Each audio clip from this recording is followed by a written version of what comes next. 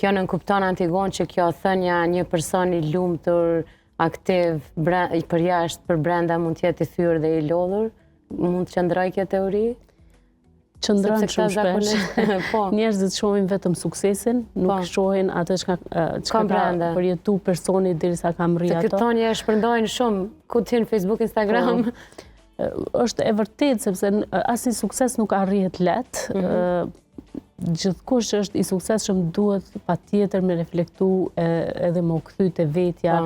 Çdo ditë me pas një orë gjysmore për pak kohë me veten e vet, sepse gjithë ajo që ka jetu dhënë për me rri suksesin është të harxhu dhe thjesht duhesh me u kthy pak, me mush bateritë tua për me rri, se në fund ditës janë qëllimet ato që na bojnë neve me u angazhu, po për te qëllimeve na nuk duhemi me i pagu me çdo çmim.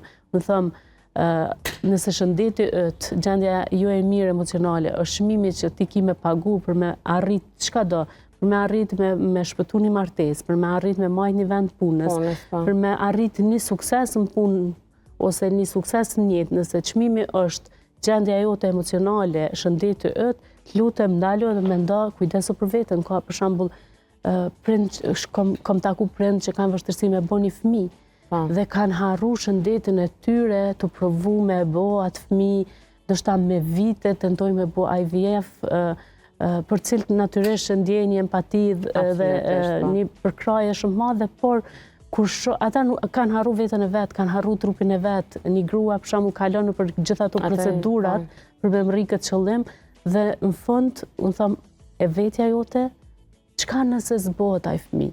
Ku po metesh ti, ku po metet jeta jote gjithë këto vite?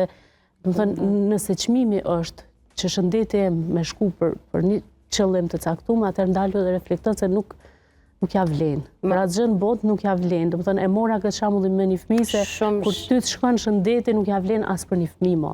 Se ai fëmijë s'ka me pas më atë nonën që e meriton me pas. Kështu që fillimisht unë, pastaj gjithçka tjetër.